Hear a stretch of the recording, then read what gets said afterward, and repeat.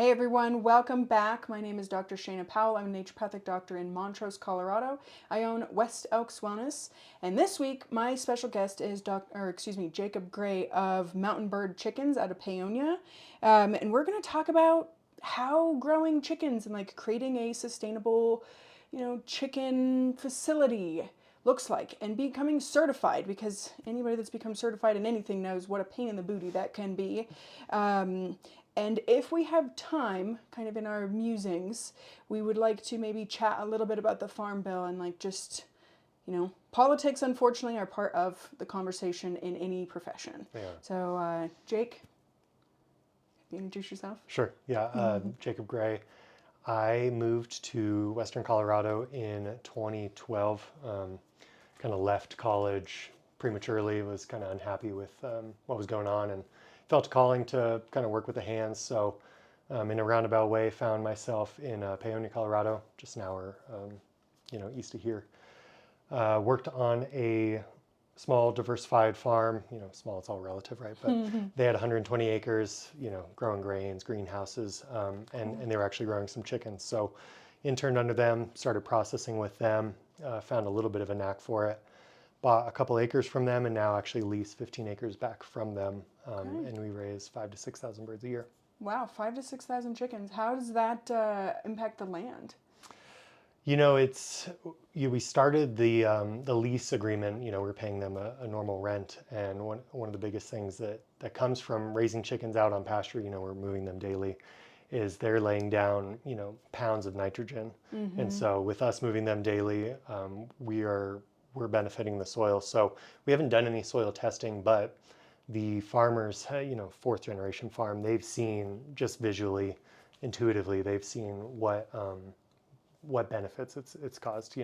Higher crop diversity, more water retention in the soil, and the pasture. Just you can just see left and right. You can see dark green to like kind of this yellow brown. Right, Typical of we're in August, or almost in August now. So our fields are still bumping. Bumping green. So every day you're moving the chickens. Yeah. We've got 30 of these little mobile 10 by 10 pens, and we're out there, doing deadlifts essentially and moving the birds along. They've got 50 birds in a pen, and we move them every day until they're ready to butcher, and then we do all the butchering by hand. How long does it take before they're ready to butcher? It's about 7 to 8 weeks. We'll go anywhere up to like 10 weeks, and so it's a pretty quick turnaround. It is a pretty quick turnaround. So you do a few batches, it seems like, throughout the year. Yeah, we're getting chicks every 2 weeks. We start in April, and we're essentially getting chicks up until in a month or so. So at the end of August, we'll stop getting chicks, harvest the rest, because our window is kind of short. We can only put them on pasture from like June to end of October. So, we start getting frost up there, and birds don't really like that. So No, they sure don't. Yeah, the nitrogen bit is really interesting. And if I'm remembering correctly, chicken manure is super high in nitrogen compared to some other manures, correct? it is, and it's like pretty assimilatable, if that's a word. Okay. The grass can kind of take it in pretty quick, especially with water. So last year we implemented a overhead sprinkler. We're just dragging around a big gun around. And so it's just like wetting it down, and it's pretty much gone within like a week. Cool. The grass is just like taking it up. It's like, fresh food for them. And Yeah, so we're feeding birds, feeding the soil, feeding people. I like it. Yeah. Bug diversity. Have you noticed any like changes in like bug diversity since this rotation? You've been doing this for a few years now, right? Yeah. We do. I mean, when we go out there at night, when we're catching birds before harvest, and if you throw on a headlamp, you will just get pummeled with like all the little gnats and all the goodies. They're not so good when they're like in your eyeball and you're just like freaking out. But one thing of note, Paonia is going through like a bit of a grasshopper crisis. I've heard, yeah. And everyone always asks, what do you do for it? And it's like, well, we have a bunch of little dinosaurs out there eating grasshoppers, and so it's fun. Every time we move, you can see the few smart birds get out there, and they're just like out there hunting. And we definitely have a much lower grasshopper population in our area. So when you move the bird, what do you call them? Crates? Tractors. Tractors. Mobiles. Do the chickens live in them while you're moving it? They do, yeah. Okay. And so they're kind of their little mobile home, so to speak. Okay. And that's to both keep them kind of contained, keep them from going everywhere, and also keeps them safe. So had a lot of predator issues, foxes, skunks, raccoons, and stuff. So we've got little, electric lines around each mobile, and keeps them safe, and because we don't want them dead until we want them dead. That's right. So you mentioned going out at night, and I Yes. have done a couple harvests myself with chickens. Yeah. I'm disturbed by chickens, not because of the processing, but because they're little They velociraptors really are. and they're creepy. But you could go out at night. Why? Well, it serves a few different purposes. One, when you're processing, we try to be as clean as we can. And so with us catching at night, that gives them, 8 to 12 hours to kind of expel everything out of their system. Got it. And then two, another piece is, low stress. And so it's keeping, they can't see us. And so it kind of feels like more of like a UFO situation to them probably. They just see like a red headlamp come in and they're just like, oh, where are we going? Whereas if we were to get them, in the morning or later that afternoon or something, they'd be freaking out, flapping their wings, high stress. And so we really, that's our goal, is like to keep the birds as low stress as they can. Like 3 in the morning, you go out there or something? No, we go out there like right at dusk. So it's Right at like dusk, okay. 9:15. It makes for long days on those days. Sure. And it's kind of hard because you're like out there late at night catching, and then you got to get up real early in the morning to get like scalder warming up and butchering and stuff. But we've just found it's better for everybody that way. Better for everybody, sure. Safety first, and yeah, those when you're chasing like 3 birds that are left around like Yeah, a barn feels slightly stressful. we have been there. Yes. So you and I processed chickens Yeah. for a mutual friend of ours in a mobile unit. You're no longer doing mobile units, correct? No, that was like our first iteration was, when I started raising birds, we were butchering them at this old gal, Carla Shapey. She was in her 80s and she had the state certified red meat facility. And just on the side, she was doing white meat for friends and family and really like stretching that rule. But she was so far up Stucker Mesa that like the inspector hated going up there. Sure. And so she just kind of got away with it To her because benefit, she was yeah. just doing it for decades. And so as she was aging out, me and my partner, we decided to build this mobile unit because there was, like our mutual friend and many other farmers around the area needed that processing. The 20-mile trek up the hill was too far. So we built a little 16-foot enclosed trailer. And I think that's where I met you, Yeah, I think so. was when we were butchering. Yep. So you sold that mobile unit to I did. someone. It is in Hotchkiss. It's Okay. still in the valley. I kind of Cool. taken my tabs off of it because there's just so much going on. But Yeah, too much. that was the biggest thing, was just like the phone calls, the hectic phone calls of people being like, Oh my God. oh my God, they're like 12 weeks old and they're huge and I don't know what to do. And it's like, oh man, you really didn't plan this out very well. And, it fell on us to like, right that wrong or whatever. Right. But, so, It's stressful. yeah. And Yeah. so after that, we ran that for 4 or 5 years and then we weren't able to get it licensed. We talked to the state, they wanted certain parameters, mainly just tying into some kind of wastewater treatment Sure. system. And they didn't like that they couldn't track it because we were going all around. So we decided to build a brick and mortar. Once we did that and got licensed, they didn't allow us to run that trailer. So we kind of had to just, That seems reasonable. It's like, yeah. it serves a good place. Absolutely. It's got a good place, but I haven't been to your new facility. I've seen it. Yeah. Going picking stuff up at your farm. So I've worked in kitchens before. You have the 3 sinks. Is that kind of similar? You got to have like the rinse, the clean, and then the sanitize type of situation. Yeah, floor drain. Yeah. One thing that we did, fight for, we were pretty heavily handed in the process in 2017 or 18. There was a stakeholder working group, with the state because they were wanting to see if it was made sense to license any poultry facilities in the state, because before it was all under USDA. And so through that process and through the rulemaking, eventually, we got to have some say because we were in there for years. And we fought pretty hard to have a 3-walled kill area rather than 4. They wanted everything enclosed, everything, no birds coming, wild birds coming in and Sure. pooping on your stuff. So, but we were, of course, the people at the state, they've never butchered. It's these guys that have been sitting in front of a desk for 40 years. They don't understand the nuance of it. And so, we expressed to them and we educated them that like, processing is dirty, it's gross, it's smelly, it gets hot. And so we're like, if you have, one wall that we could open up, it'd help with ventilation, it'd help with bird safety, human safety. Yep. And so we were able to, fight for it and get it. So we have a, Cool. an open walled kill area, and then they go inside to the enclosed, like air conditioned, Cool. bougie, stainless steel, all that good stuff. And then, so once you like get through the processing and you're done, you freeze immediately. What's your freezing process like? Yeah, so they're like, we're going through the butchering, killing, scalding, plucking, eviscerating. We chill them down with like an ice bath. And then they're going in bags and in the freezer within a few hours. Cool. And so we have parameters with the state, that are come down from USDA that say, 4-pound bird needs to be this cold at 4 hours and 6-pound bird and all that stuff. Got So it.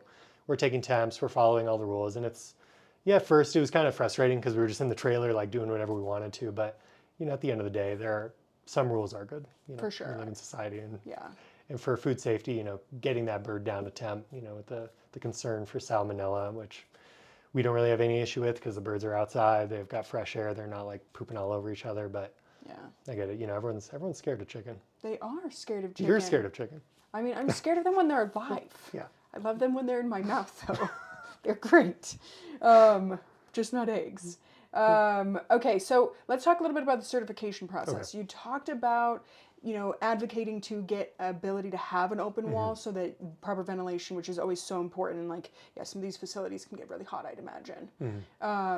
So tell me a little bit about when you got certified and what were the types of like silly, nuanced things that were similar to that they were like, no, you have to do this. Yeah, so like I was saying earlier, it started with the stakeholder process. We were involved in Farmers Union. They had some folks that were wanting to, look at getting licensed because before that you could raise up to 1,000 birds under the USDA, Okay. and you could only sell them direct. There was no really capability to sell to a restaurant or our friends at Farm Runners or any distributor unless you were USDA licensed, and that's a whole nother, litany of issues. So the stakeholder process, we were driving down to Denver. I was like this, 21-year-old like farmer kid who's like, hey, like this is what I'm doing. And that's when I got like slapped on the wrist because I told them that I had that mobile unit.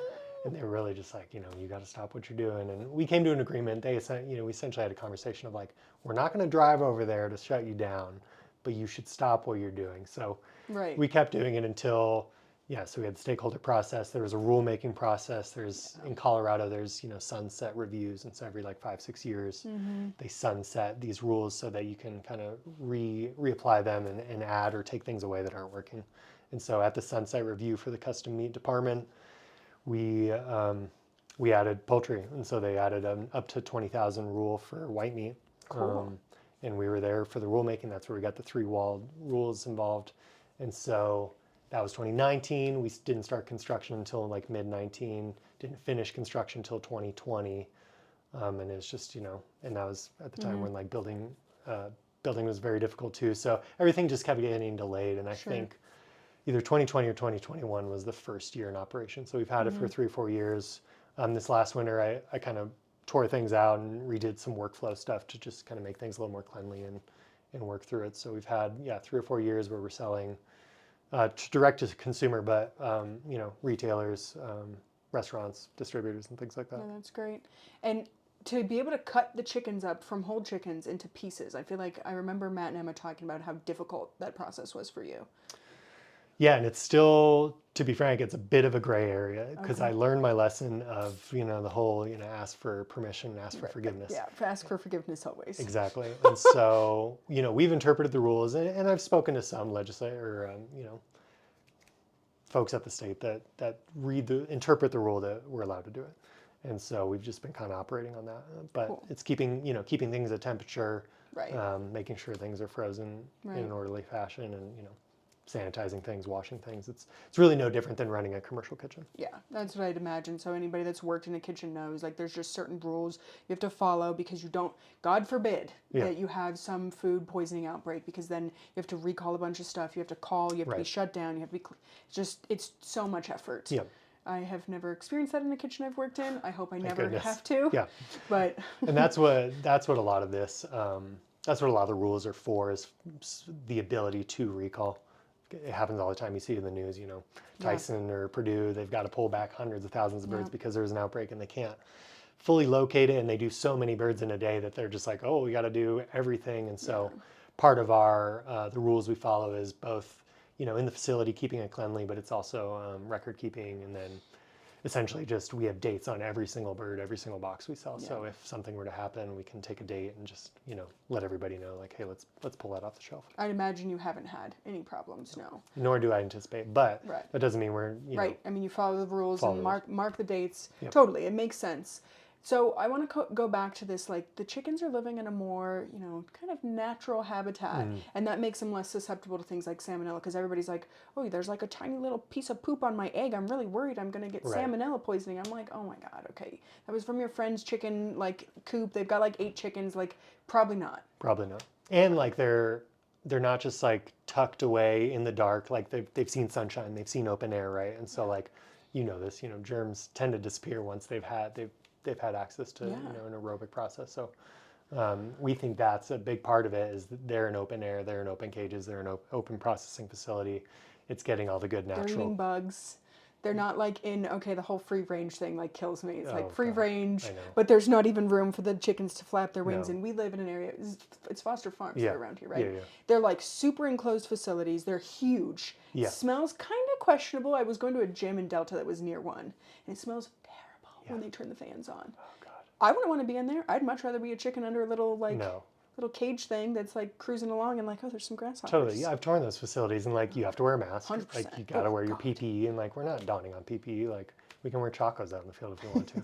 I advise against it just because they're Closed-toed shoes probably a good idea. totally. Yeah. I have one guy who's like, "Are you sure we can't go to shorts and chacos yet?" I'm like, "Let's just, maybe after." You work in a kitchen. You should probably wear. I mean, in my brain, again, still that like closed-toed. Totally. Yeah. Yeah.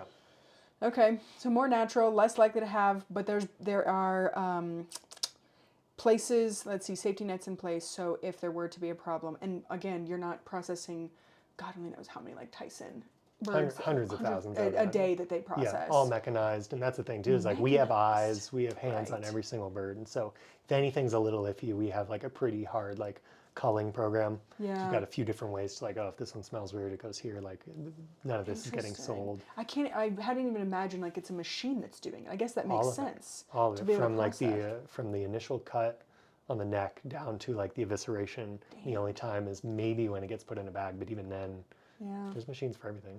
For sure, I guess that makes sense.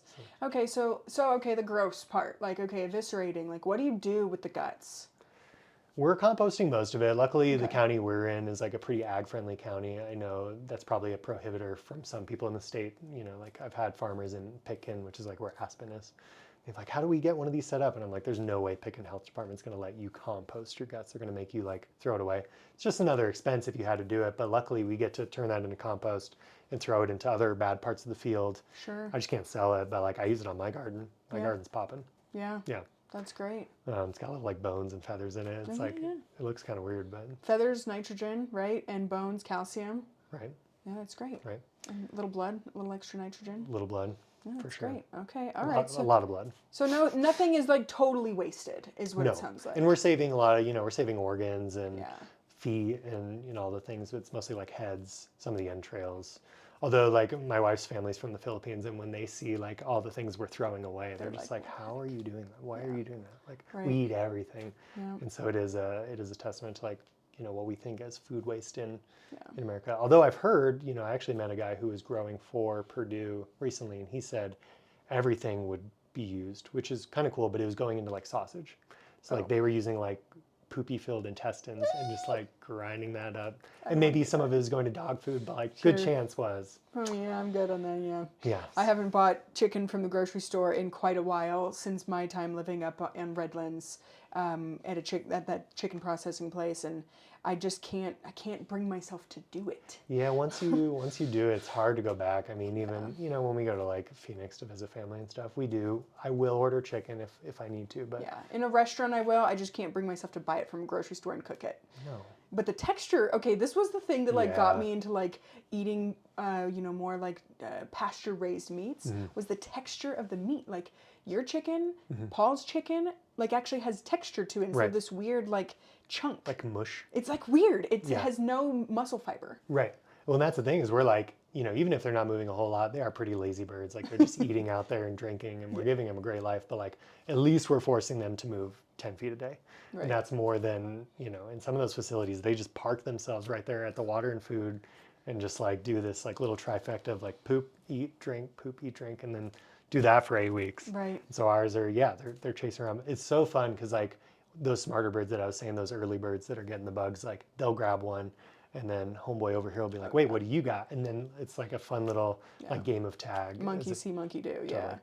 And so, they're using those muscles and talk about texture, like not just the meat, but even like the skin. They're out there in the elements. Like we have a pretty, we anticipate like a 20 to 30% mortality because they're out like in the elements, we're mountain birds, we're raising them in the mountains, 5,600 feet, like it gets cold at night, it gets hot during the day, there's windstorms and rain, and it makes them tough. It doesn't make the meat tough, but it makes our birds like strong. Have a little more hardiness. No, absolutely. Like it's real. It's real. It's and we real think that meat. translates to the meat and translates to the people eating the meat, right? Like you are what you eat. So if you're eating a strong animal, likelihood is strong, healthy animal that's living it's still a confined lifestyle, but it's not confined the way that like Foster Farms does, as we've talked about. And that's just like the nature of, agriculture and, for us to be sustainable and make a profit, like we've got to like rein it in a little bit, have some control. Yeah. When you don't want to, again, the predators, like this is a lot of things people don't understand. Because what was that pause bill that was going around in Colorado a couple years back? It's like you couldn't kill the chickens until they were 2 years old. I was like, do you like eating chicken? Because you're not going to like it after that. You'll never eat it again. A lot of birds won't live that long, especially a meat bird. Okay, like, that's good to know. Won't even make it that long. I feel like I've had a meat bird that was killed at 16 weeks, and I was like, this is not great. No. It's super tough. Yeah. And they start getting like kind of aggro because they're eating, kind of a higher protein grain is what you need to like establish that. They're essentially like bodybuilders, right? They're just like, "Hey, give me my food. We're ready to go." Yeah. The other thing that's really interesting about like are chickens still called CAFOs?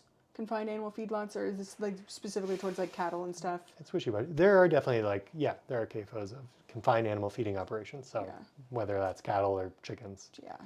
So the other thing is like 80% of produced antibiotics are used in livestock. Right.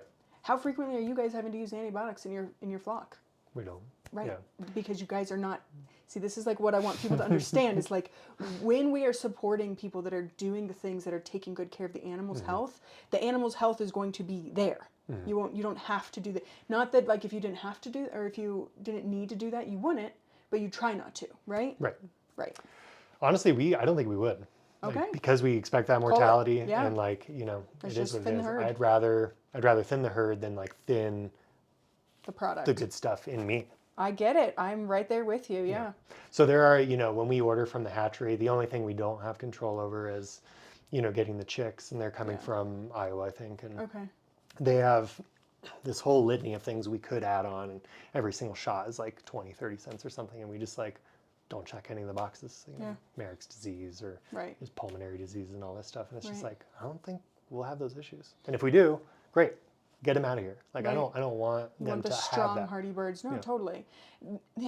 So local food is something I really got into when I was in college in Gunnison, and the reason is because of the way it tastes. I was like, oh my god, like the food tastes so much better when you freshly pluck it, or when you have a fresh chicken that was killed yesterday, or freshly harvested lamb. But you mentioned something else. You're eating food from where we live, the nutrients, the environment. And I don't know if there's data that's been done on this, but like the support of the nutrition of eating where you are and like how that affects our organism. It's like back in the day before globalism, we didn't have the ability to fly, in my case, chickens from North Carolina when I got really into the meat of it in like February. I was like, I just eat some chicken, I'm gonna die. Which is the beauty of the globalism. Is 100%. Now we live in this, time where we can get things, but there is something to be said for eating a bird that was eating in your neighborhood, was slaughtered in your neighborhood, didn't have to drive on a truck, wasn't frozen 6 months ago. Like we move through our birds pretty quick. Yeah. And that's partly a testament to them being really good. Right. And us kind of holding pattern of that 5,000 to 6,000 birds. We've been approached by some of the local like processing facilities that are like, hey, how do we do this like big time? And I'm just like, I think I kind of like where we're at. Like if you want to do what I'm doing, like come and visit and like watch what I'm doing, but like I think the scaling of it is like kind of the issue. Right. That's what makes it gross. Right. Once you're doing, we're doing 150, 200 birds a day. It's like once you get to that 1,000, you get fatigue and you lose some of that quality control, and then that's when things slip and someone let the poop fall in the breast and they didn't actually wash it because they were trying to hustle. We got to hit our 1,000 quota today and things like that. Right. So. Is there talk about you guys increasing to like maybe at 10,000 a year? The bittersweet thing about the facility we built was like we built it for a 6,000 kind of bird operation, and that's kind of where we're at. And it does well, right? It does what it's doing. Takes care of the family, and it's like efficient, Gets birds into restaurants, gets birds into retail facilities. Yeah, And, for us, it's almost like a model of if someone else wants to do it, there's plenty of market space for them. Yeah. And I've always been a proponent of, come see what we're doing. It's a hell of a lot of work and you probably won't want to do it. But if you're crazy enough to do this, follow the model, just go over, Yeah. 100 miles. If that, we could probably have another one of these in Montrose and serve this I area bet you. because our birds don't go that far. We've got a No. pretty small footprint at this point. Yeah, and I think last year or last season you guys sold out by February. It was like early February. I like called Emma at Farm Runners and she's like, "No, sadly we are completely out." And I was like, We were so out. tragic. So we were trying to raise like 500-600 more birds this year, but like It's always still something. going to be gone. It's still going to be gone. You And know- every year there's always issues. Like we had a cold, wet spring this year in our neck of the woods. So we had like a 50% mortality rate on our first 2 batches. So it's like, there goes that extra batch we put on the back end. So like, that's the nature of agriculture. Right. You can't predict. Yeah. And that's partly why we like charge what we do. I mean, they're expensive birds. Yeah. When I was in Seattle, there was a chicken producer that produced year round, and I'm not even kidding you. Are you familiar with neighborhoods in Seattle?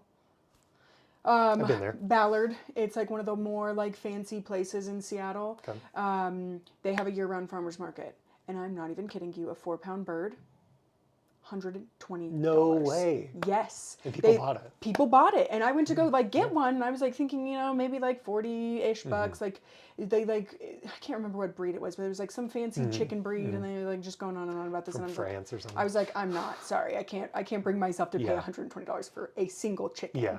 So in my mind, Yeah. your chickens average what, like 20, 25, 30? Yeah, maybe $30. Yeah. Yeah. For like and we've grown bigger. So that 4-pound bird, that's kind of our low end. Yeah. We're like that 4.5 to up to. I mean, I had some 7-pounders last week, and so it gets expensive. But like there's a balance there, right? Like the $120 bird, that's like ridiculous. Who's gonna buy that? But then like you go to the store and you can go to what's a bit Costco. You can go to Costco and get a cooked chicken for $5 still.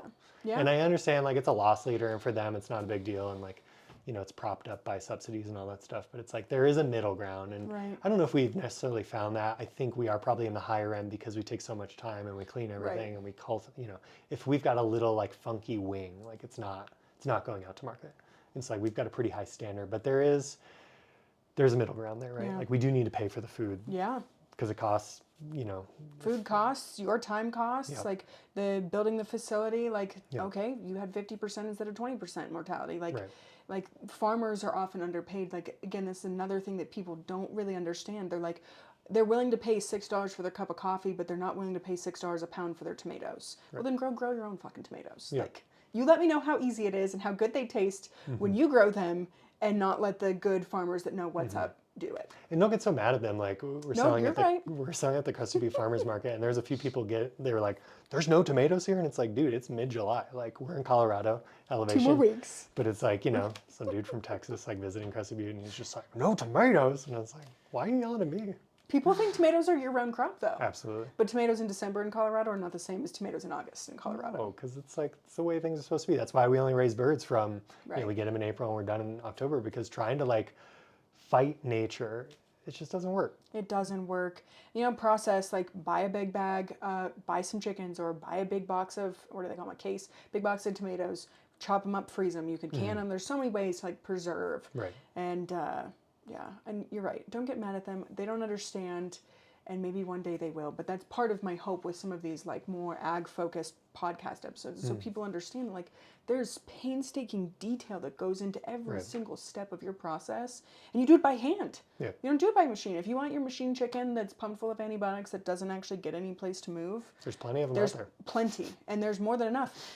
Although we might see chicken prices in the grocery store increase because of all the like bird flu, which is probably not something you guys are too worried about because you guys have circulation and like, Right. natural processes. Yeah, the big thing for them is like, make sure your birds come into no contact with wild birds. And I was like, that's what we want. We want the wild birds because they're out there surviving the elements. Right. I want whatever they've got in my birds because that'll help my birds survive in the elements.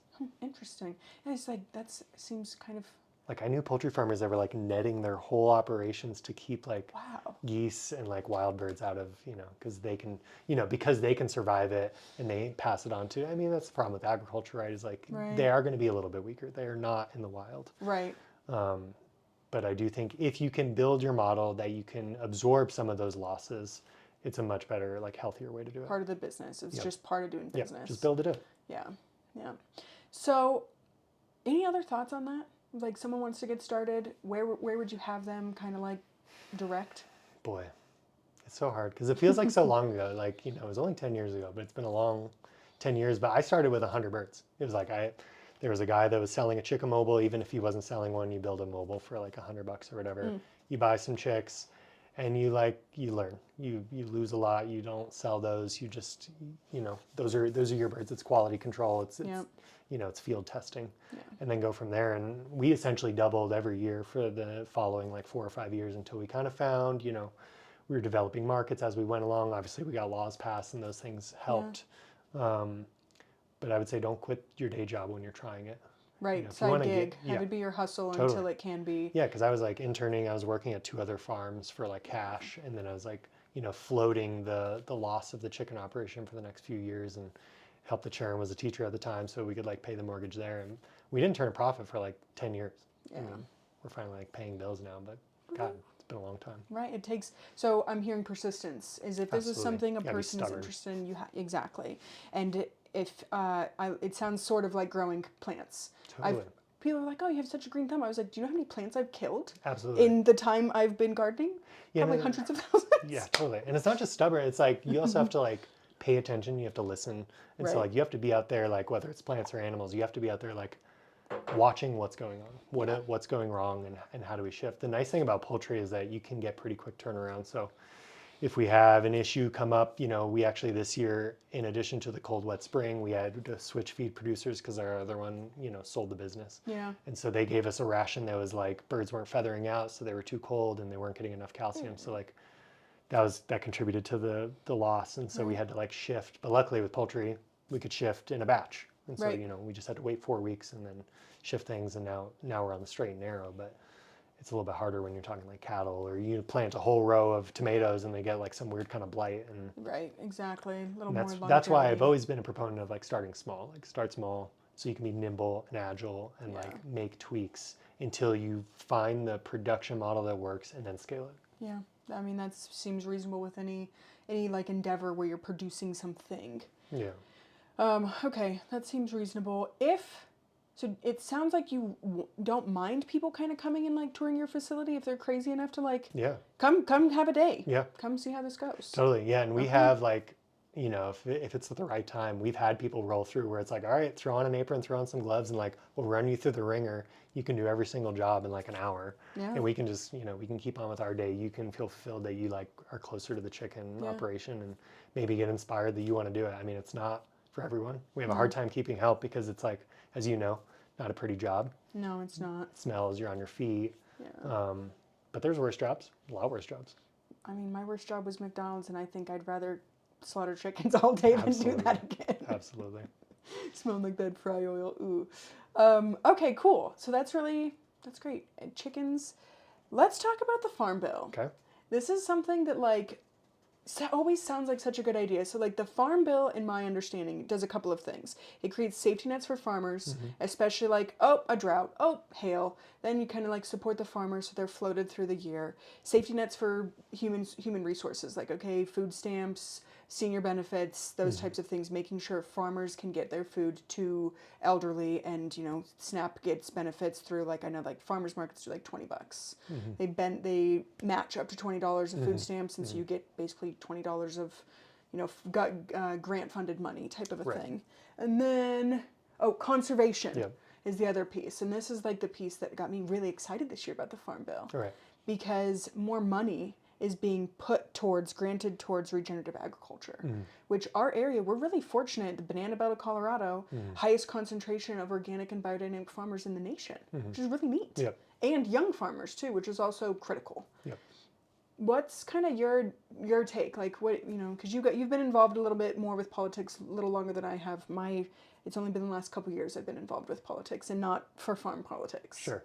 Yeah, and the Farm Bill is such like an animal. I remember like first hearing about it in like 17, 18 when the last one passed, and I was just like, it just like went over my head. Partially because, you know, our operation kind of operates outside of the Farm Bill. You know, we're not utilizing any of the safety nets. Yeah. Partially because they don't, poultry's such a funny one. They don't classify us as like necessarily livestock ranching, but we're also not farming, and so we're in this like weird liminal space of Yeah.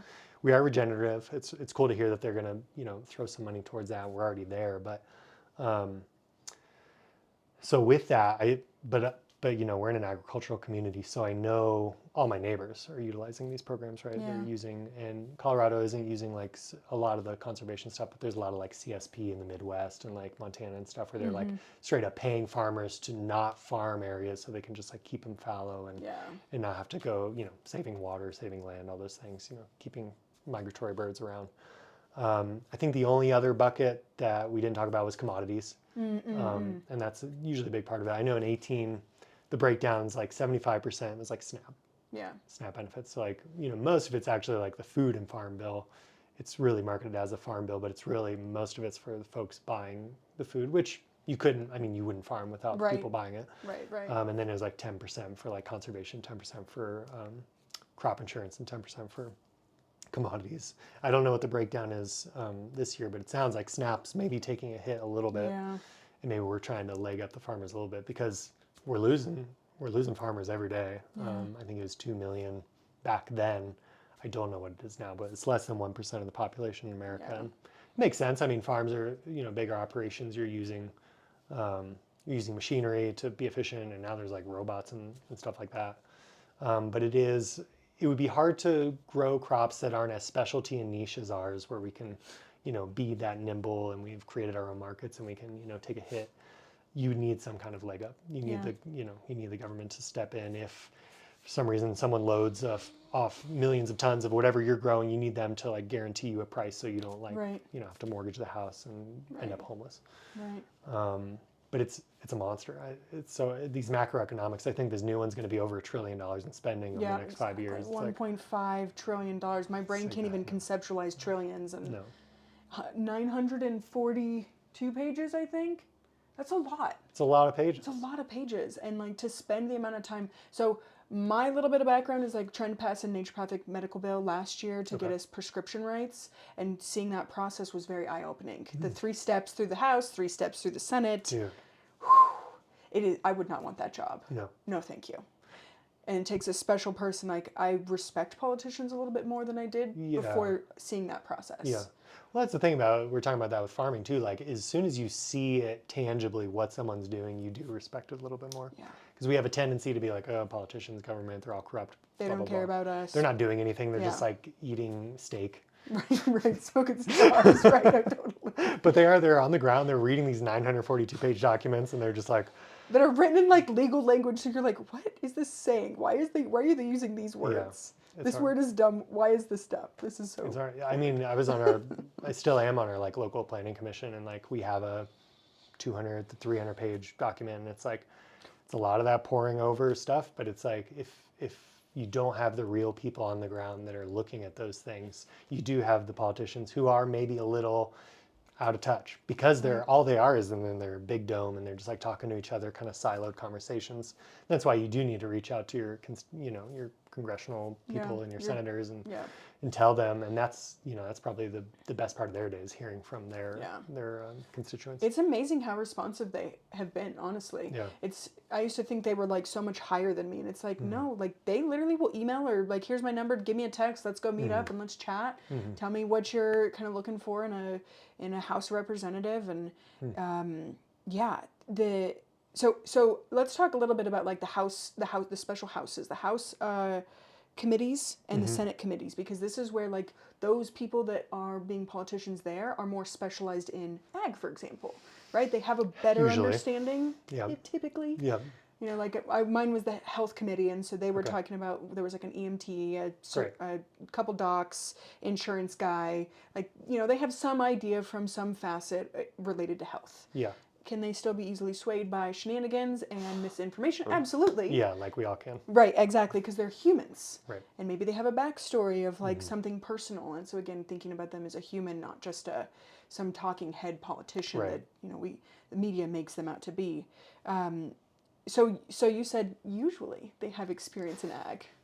Usually, I mean, I have seen in instances, people use these committees as stepping stones. Like, oh, I want to be the House chair, I want to be on health, but Right. there's an opening in ag. And it's typically ag because there's not that many like ag producers that are wanting to be representatives, right? Right. Because they're wanting to grow things because it's Right. much more rewarding. But Far more. there's a need for folks on the ground, like I said, to get into those positions because they can be informed and actually listen to the other real people and not be, so siloed. So Yeah. for the most part, I think it is people that are, informed and will do their due diligence, that if they don't know about something, they will at least have someone to call or, Right. do some research. Right. I like to operate on the assumption that people are trying to do their best, and it makes life a lot easier. It does make things so much easier. And it's like me I reached out to all of our potential House of Representatives because I know our senator, at least in my district, I think you're the same district as me in Paonia. Who do you have? Mark Catlin. I think it's like weird. It's weird. Yeah, there's a weird, like the yeah, way yeah. they cut it out. I'm pretty sure because there's another ND who's in Paonia. Okay. Anyway, and so he's the only one, and I know he's pro my bill, but the other Great. 3 House of Representatives that were running, I wanted to make sure that they were at least in my corner. Cool. Before I voted, and one of them was like willing to meet with me. One of them immediately messaged me back and said these are the 3 reasons why she's super supportive of it. And unfortunately, the other guys went into my junk mail, which is so sad. He was like, "Let's meet up," Oh shoot! but it went into my. But junk. you got all response 3 of from them. all 3 They of them. communicated with me. Wow. Like they do want to hear from their constituents, and so people. There's all this like hoopla right now because it's an election year. Like voting is dumb, and I kind of get a little sad about things too with voting. Right. Sure. I don't really care who you vote for as long as you are participating. Exactly. But ask some questions. Reach out to your constituents if you have something, because they want to hear from you. They do. And they're eager. Like Yeah. 2 of those people responded like almost immediately within the hour of me emailing. Yeah. And talk about empowering, right? Like Yeah. you feel like, oh, like I'm not so jaded and I don't think the system is like fully corrupt. Right. It was the same with, that's what started my career path of like being involved, planning commission. I'm on our local electric cooperative board. Like I'm doing things in the community because I started out thinking the same way as like, my farmer partner who's like, don't go to the state. Like they're just going to shut us down. Like, just keep your head down, kid. And once I got there and realized, you can affect change as long as you gotta stick your neck out there a little bit gotta play the and maybe game. get a couple of slaps on the wrist. But like I said, so empowering, and just to feel like, you matter and you're doing something. And Yeah. not enough people, I feel like we have power, right?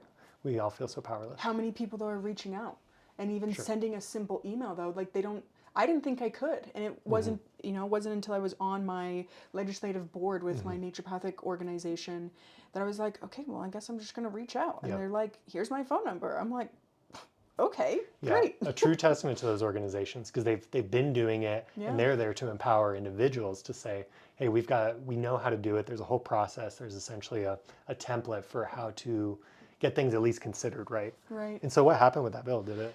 It made it through the House. It landslide. It was fantastic. Super support. We were trying to get prescription rights. Okay. And So you can prescribe. Yeah, so we can prescribe to the top of our education because we have prescriptive capacities. We learn medications. Yeah.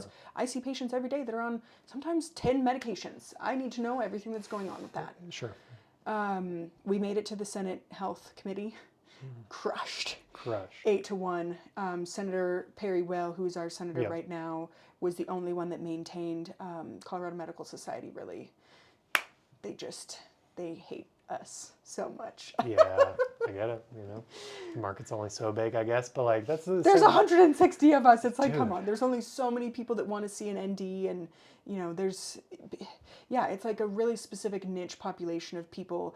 Really, it's the people that are afraid of medical doctors, or it's the people that have been so sick and like, literally a patient this week, his gastroenterologist said, we don't have any more tests for you. We don't know what's wrong with you. I looked at all of his Sorry. imaging. I know exactly what's wrong with him. His imaging says they just don't have any more tools to him. Pills and surgery. Those are their tools. Right. So it's like it's a privilege almost for people to not end up in my office.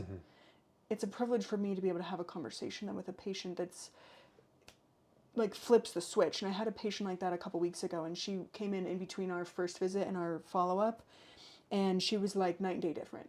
She read a book that I recommended, and she was like, oh my God, food, oh my God, this, I need to know, like, who do you have? And I recommended her to come get chickens from you. I was like, you need a chicken person. And she's made like it really is like a 360. I know that's, back to the same where you were, but she's really become aware of the fact of all the components of how health is affected.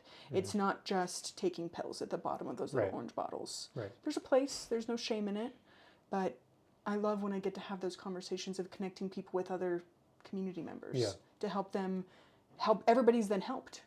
I'm helped, she's helped, you're helped. Totally. Brittany, the Unca Padre beef lady's helped. Like Abundant Life, I send people to their little cooler all the time, you know. I want people to know that that's why we moved back here, was for the food. Yeah. We are so lucky, and I'm really glad that you decided to come and chat with me on the podcast and kind of share this experience that you've had. And, you know, I feel similarly crazy having my business as you do. Man, it's a roller coaster for sure, but it's so rewarding. The reward, exactly. The benefit of like seeing that patient like make that change, or being there to catch my patient that the gastroenterologist is like, we got nothing left for you. Well, and like for you particularly, like you get to empower people truly, just like, even if it's just reading a book or, you know, making a food decision that isn't just going to the grocery store. It's like, oh, I have, you know, we all need a little bit of control. Yeah, we do. And it doesn't have to be the same rigmarole. Well, my dad did this, my mom did this, la la la. Maybe if that's it. But sometimes you need that like whoop to like that little turn in the corner to wake yourself up and realize there's a little bit more juice to life. Yeah. And like that's what I love about owning my own business is there's like so much goodness, and then at the end of the day, I messed up. Whoopsie. I learned from that. I will do better next time. Yeah, that's talk about learning. I mean, that's how you learn, right? All the mistakes. All the mistakes. So, if people want to get in touch with you, what's the best way for them to get in touch with you?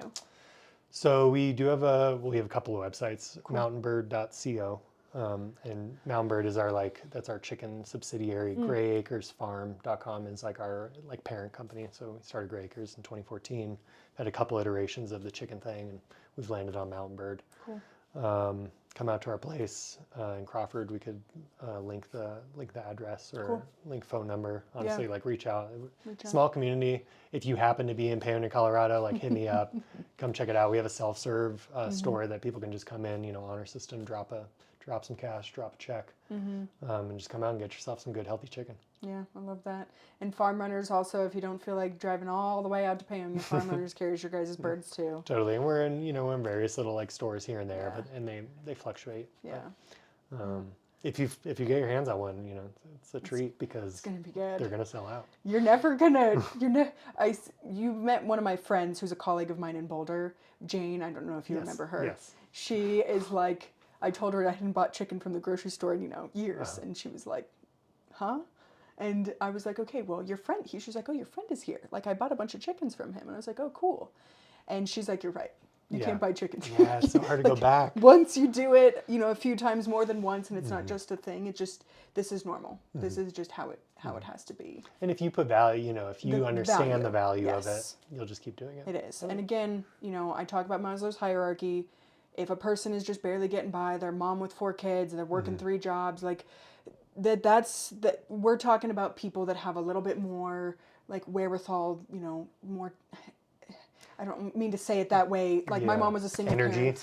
Yeah, the capacity is there. It's not a bad thing. It's not a judgment. It just don't burn yourself out and feel like you have to do everything perfectly. Is what I'm trying to to say. Yeah.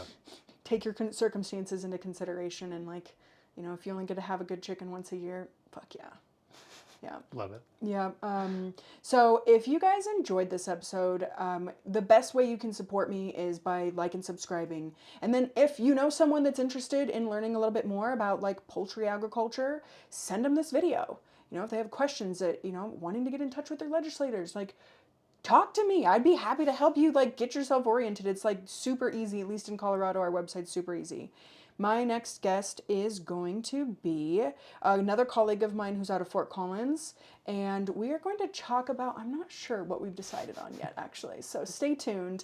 Dr. Danny Dowling, it's always going to be a good one. Oh, I will say, he did just try to post something, a blog, and he had medication side effects, and it went against community standards. So there's definitely some censorship there. He took away the medication side effects, and guess what? His blog went through. So it was against community standards to talk about the negative effects of medications, which there are plenty of, and not anti-med, so please know that. But thank you guys for tuning in. We'll see you next time.